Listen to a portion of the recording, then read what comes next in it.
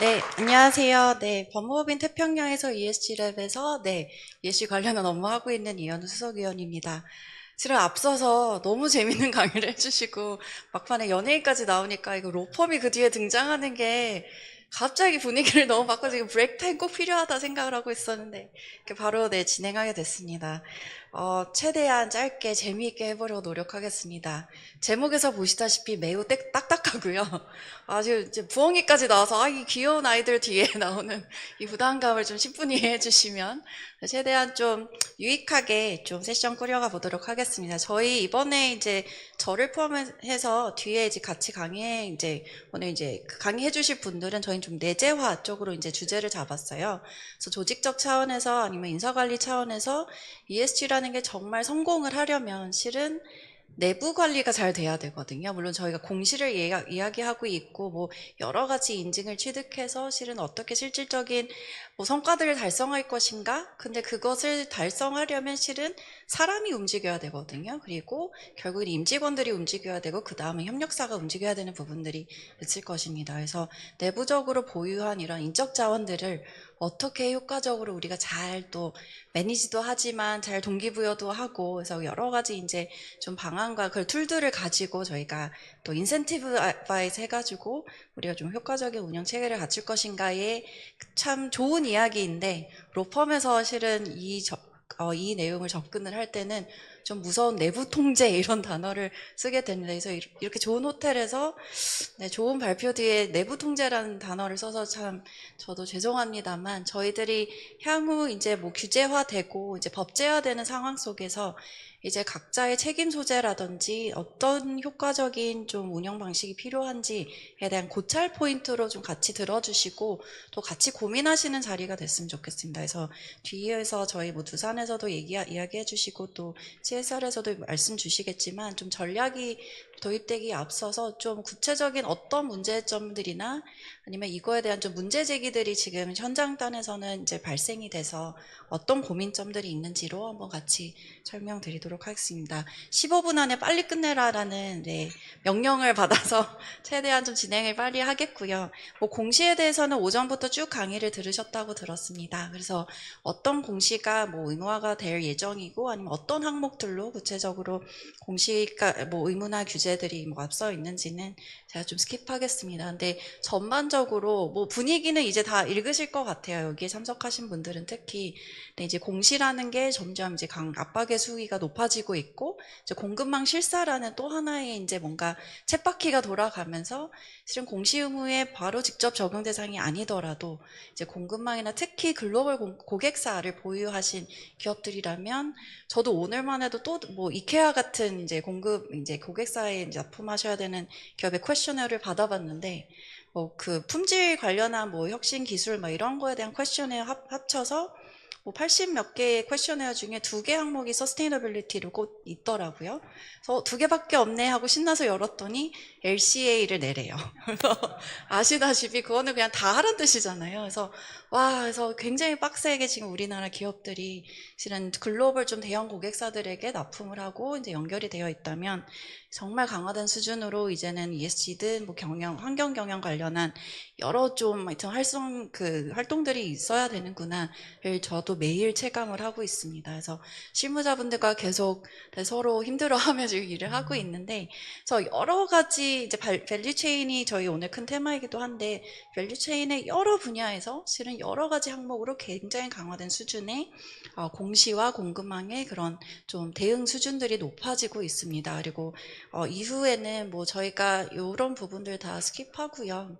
그래서 제가 실은 발표 자료랑 강의의 자료가 또 많이 조금 차별화되어 있는데 강의 자료를 읽어주시면 좀 도움이 되실 것 같고 그래서 딱딱한 테이블을 가져와서 죄송합니다. 근데 아시다시피 지금 뭐 저희가 3대 공시 규제라고 하면 이제 미국이 있었고 그다음에 ISSB가 있고 그다음에 유럽의 ESRS와 CSRD 요 공시 규범들이 있는데 공통적으로 요구하는 뭐 가장 필수적인 공통 항목이다라고 하면 기후 관련 정보일 것 같아요. 그리고 기후 관련 정보도 크게는 탄소 배출량에 대한 저감에 대한 부분이 있겠고 두 번째는 기후 리스크에 대한 부분입니다. 그래서 기후 정보도 크게 2가지로 나뉘고요. 그다음에 이런 기후정보 관련한 이슈가 아닌 그 외의 것들은 가장 앞서서는 인적자원에 관련한 이제 휴먼 캐피털 디벨롭먼트에 대한 이슈들이 있고, 이게 인권 영향이든 인권 평가에 대한 부분들이 있겠고, 가장 확장된 수준으로 좀 익스텐시브한 리스트가 나온 거는 어쨌든 유럽의 공시 기준이 될 것 같습니다. 이미 아시는 내용을 제가 왜 다시 짚느냐, 이 지표들이 요구하는 항목들을 요 슬라이드에서 제가 좀 참고로 보여드리면, 보시면 가장 익스텐시브하고 가장 앞서서 법제화가 된 게 유럽의 기준이다라고 했을 때, 미국도 실은 원래 10월 중에 나와야 될 게 계속 유예가 되고 있는데, 지금 캘리포니아는 규제가 그래도 발의가 됐으니까 만약에 미국 규제가 안 나와서 좀 애가 탄다, 난 앞서서 알고 싶다 하면 캘리포니아 규제를 먼저 좀 보셔도 됩니다. 근데 가장 앞서서 법제화되고 있고 익스텐시브하게 나와 있는 유럽에서 어떤 구체적인 항목들을 공시할 것을 요청하는지를 많이 보신다면, 제가 이렇게 빨간색 처리를 해두었는데요. 관련 기후변화든 환경오염이든 수자원이든 그 앞서서 이 항목들에 대한 각 주제별 이제 공시의 메커니즘이라고 하거나 큰 이제 구조라고 한다면 요 빨간색 처리한 부분으로 좀 아이디어를 받으실 수 있는데, 크게 보면 결국엔 그래서 이 기업이 ESG 관련한 구체적인 세부 주제별 어떤 계획을 갖고 있고 그 계획에 따른 정책을 수립하고 있으며, 그래서 이것을 운용하기 위해 어떤 리소스를 내부적으로 갖고 있는지를 봅니다. 그래서 기업이 보유한 자원과 리소스니까 사실은 여기에는 인력에 대한 부분이 있고 투자하는 비용에 대한 부분이 있을 겁니다. 그래서 물적과 인적에 대한 자원 리소스를 또 같이 공시를 해서 이렇게 세운 목표가 계획이 실질적으로 달성이 가능한 것인지에 대한 현실성을 여기서 좀 판단이 될 수 있을 것 같고요. 그래서 그거에 따른 구체적인 목표, 그 목표를 향해 가는 우리의 지금 현재 시점은 어떤 것인가에 대한 현황을 물어보는 거고, 그 현황이 배출량이 됐든 사용량이 됐든 토질 수질 오염량이 됐든 현황을 보여주고, 그거에 따른 탄소 가격 같은 경우 이제 기후 변화에만 좀 적용이 되고요. 그거에 따른 재무적 영향을 판단할 것을 요구하고 있습니다. 제가 지금 강조하고 싶은 거는 이 재무적 영향에 대한 부분입니다. 그래서 아시겠지만 ISSB나 이제 ESRS에서 요구하는 거는, 그래서 궁극적으로는 이 기업이 기후변화나 여러 토양 오염이든 이런 것들에 대해 대응하기 위해 만약에 이제 이런 리스크가 발생했을 때 실질적인 손실 비용이 어떻게 돼라는 거에 대한 구체적인 좀 그런 추정치에 대한 값을 요구하는 거거든요. 그래서 이런 재무적 영향을 구체적으로 이제 요청을 하면서 실은 기업들이 당면하고 있는 거는 이게 이제 공시팀만의 문제가 아니다라는 지점일 것 같습니다. 그래서 최근에 저희도 공시 TF가 출범한 철강회사도 있어요. 그래서 제가 관련한 자리에서 관련 좀 내부 통제나 이런 좀 R&R 규제에 대한 좀 규정에 대한 부분들을 좀 같이 논의하는 기회가 있었는데, 제일 많이 관심을 보이신 게 CFO고 재무팀이었습니다. 그래서 이런 기후 리스크에 대한 부분도 재무적 진단을 이제 하셔야 되고, 근데 아시다시피 TCFD 공시를 해보신 분들은 이 재무적 가정치와 추정치를 통해서 이 재무적 판단을 하는 게 얼마나 리스키한지 기업 입장에서, 왜냐하면 추정치라고 부르는 그 블랙박스라고 저희가 표현하는 그 수위가 생각보다 굉장히 좀 세요. 그래서 이게 어떤 방법론으로 이런 계산들이 되었고, 그래서 이런 몇천억에 되는 규모의 기후 리스크 손실 비용이 추정이 됐는지를 그 산정식을 명확하게 알 수 없을 때 그것을 내부적으로 승인하고 또 그걸 승인을 거쳐서 외부에 공시하는 건 실은 굉장한 리스크 테이킹입니다. 그래서 그런 부분들에 대해서는 결국엔 그 숫자를 찍어냄으로 인해서 실은 투자자의 이제 추가 요청이나 하여튼 여러 가지 이제 좀 퀘션들을 더 받게 되실 상황에서 이게 과연 누구의 책임 소재로 가야 되며, 이게 그리고 이 산정 방법론에 대한 어떤 하여튼 구체적인 좀 책무에 대한 좀 여러 의사결정들을 어떻게 해야 되는지 정말 고민이 많이 되는 시점이십니다. 그래서 그런 마지막 항목들을 보면 결국엔 재무적 영향을 다 내릴 것을 요구하고 있다라는 맥락에서 이제는 공시를 담당하는 팀 혹은 저희가 ESG 전담팀이라고 소위 부르는 이 조직이 향후에는 어떤 좀 확장성을 가지고 내부적으로 좀 운영이 되셔야 되는지를 고민해 보실 수 있을 것 같습니다. 그래서 이런 공시의 구체적인 항목이 요구가 됨에 따라서 기업들에서도 이제 공시를 운영하는 주체들에 대한 고민이 생기고, 이거는 뭐 저희도 로펌이지만 실은 ESG 관련한 여러 경영 환경의 변화가 실은 규제 환경의 변화와 같이 맞물려서 발생을 하다 보니까 로펌에서도 기존에 저희들이 실은 안 했던 사업 영역인 공시나 이제 보고서 작성 파트도 저희도 좀 같이 기업분들 도움을 드리고 있는데, 이번에 저희도 뭐 삼자 검증 대응도 다 같이 했었고요. 보고서 작성할 때 저도 인쇄소 가서 오탈자까지 다 볼 정도로 실은 굉장히 좀 꼼꼼하게 이번에 검수와 대응과 작성 업무를 좀 해보는 좀 좋은 기회가 있었는데, 저희들이 이번에 느끼면서, 그리고 또 여러 실무자분들을 제가 자주 만나면서 제일 많이 하시는 에러 사항입니다. 페인 포인트는 담당자가 있지만 현업부서 공시 평가 대응에 대한 자료 요청에 대한 완수 속도와 퀄리티가 저조하다. 그리고 수시로 데이터 값이 바뀌시는 거 실은 실무자들은 아실 거예요. 정량 데이터는 특히 3자 검증 하루 앞두고 여러 번 바뀌는 경우도 있었고요. 그래서 여러 휴먼 에러의 포인트 지점들이 굉장히 많이 발생을 하고, 이거에 대한 구체적인 책임 소재를 실은 누구에게 물어야 하며, 그리고 해당 유관부서의 담당자 입장에서도 우선 나는 인수인계 받은 게 없고 나는 전년도 데이터를 모르는데, 전년도나 저희가 3개년도에 비교 가능한 그런 데이터를 내다 보니까 뭐 2년 전에 데이터가 어떻게 만들어졌고 하여튼 누가 관리를 했고 이거를 실은 추적하는 게 굉장히 어렵습니다. 그래서 여러 휴먼 에러들이 많이 발생하고 있고, 또 가장 어려운 건 전 세계의 사업장을 관리할 때 국가별 이제 데이터의 정의가 매우 다르다 보니까 여러 해외의 사업장의 법인 담당자들과 이야기를 할 때 오염물질에 대한 규정이 어떻게 되면 정의 요소도가 어떻게 되는지에 대해서 실은 이런 것들을 일일이 다 이야기하며 실은 또 소통하고 관련한 정보를 취득해서 공시를 이제 또 합의해서 이제 진행하는 부분들이 실질적으로는 매우 어려운 과정입니다. 그래서 저희는 공시 환경이 뭔가 확정이 되어 있어서 이게 당연한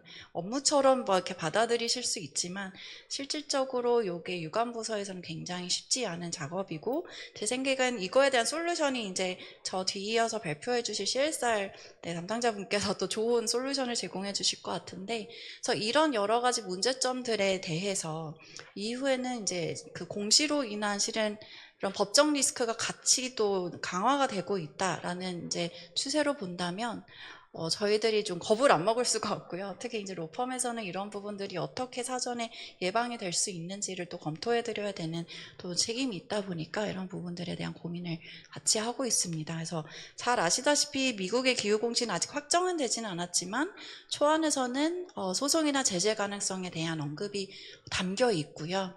그래서 읽어보시면 여기서 registrant may face additional exposure to 이러고 나와 있잖아요. litigation이랑 enforcement action에 대한 문제점이 분명히 있다라고 명시가 되어 있는 만큼 저희도 같이 해서 모니터링을 하고 있고요. 그래서 법적 리스크가 SEC에 가장 앞서서는 이제 상장에 대한 제재 조치나 과징금 이익 환수 경쟁 행위이지만 임원보수 환수는 실은 이미 성과 KPI가 잘못 설정이 돼서 추가 지급이 됐다라는 걸로 환수했었던 적도 있고요. 그거는 이미 있는 사례이고, 상장 폐지는 좀 극단적인 사례이겠지만 이런 부분도 우리가 열어놓고 이제는 같이 검토를 할 수밖에 없는 시대가 됐다. 이게 법정 공시가 되는 수준으로까지 이제 제재가 강화될 때는 저희들이 향후 좀 준비를 앞서서 해야 되는 부분입니다. 그래서 이거에 대해 이제 내부 통제와 R&R에 대한 여러 고민들이 있고요.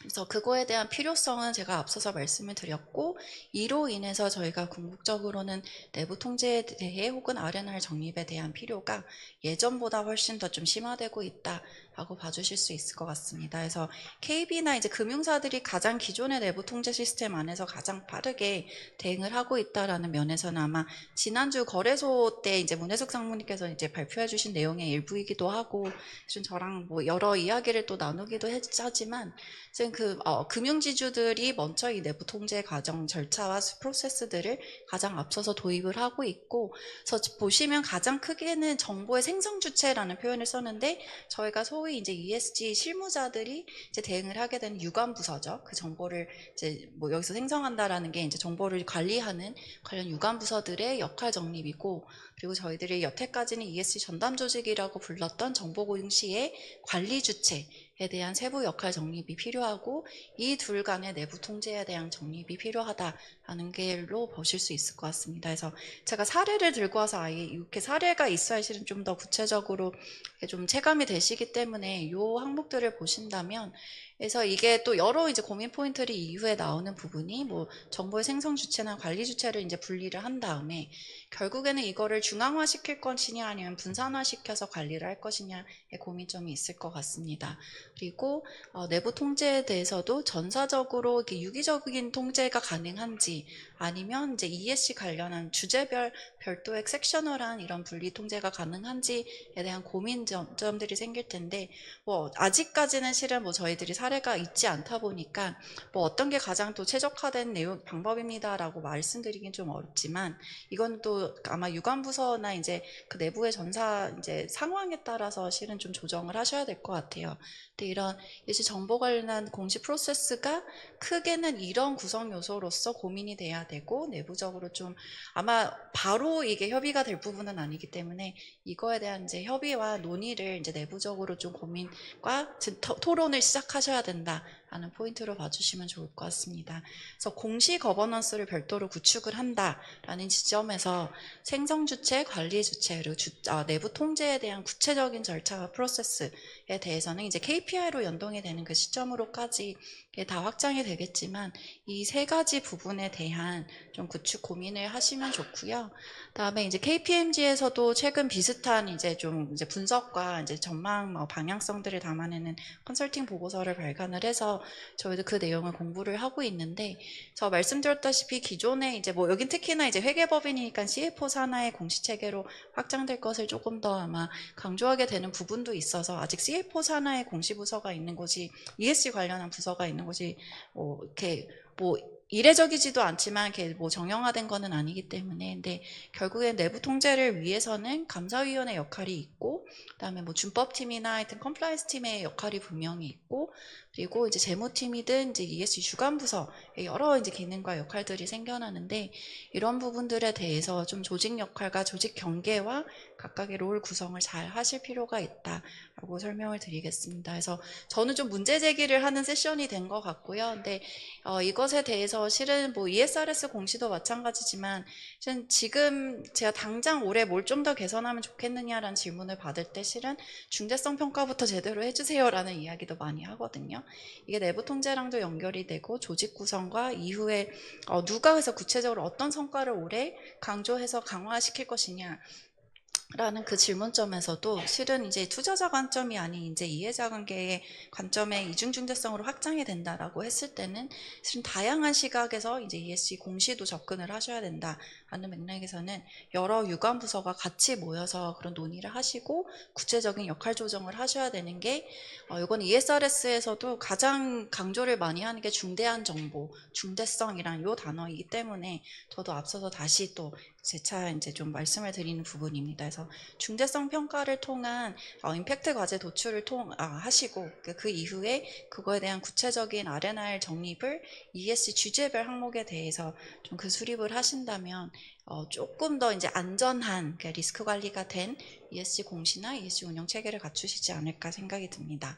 우선 시간이 없어서 여기까지 할 텐데요. 그래서 이런 구체적인 좀 4대 핵심 영역이라든지 좀 저희들 기업의 대응 전략에서 어느 수준으로 이제 좀 기업이 준비가 되셔야 되냐라고 했을 땐 저희가 그 assurance readiness라는 표현을 쓰거든요. 그래서 어떤 주제가 됐든 이제 3자 검증을 받을 준비가 되는 수준으로까지 이제 공시나 활동의 영역들을 많이 끌어올리시고 그것을 위해서 구체적인 조직별 R&R과 내부 통제 절차를 잘 좀 밟으셔서 갖추고 계신다면 이후에 이제 3자 검증과 이런 이제 책임 소재의 문제가 따를 수 있는 부분들은 좀 많이 해소가 되지 않을까 생각이 듭니다. 네, 우선 빠르게 좀 달려왔는데 전 발표는 여기까지 하고 이후에 디스커션 때 질문 나누도록 하겠습니다. 경청해 주셔서 감사합니다.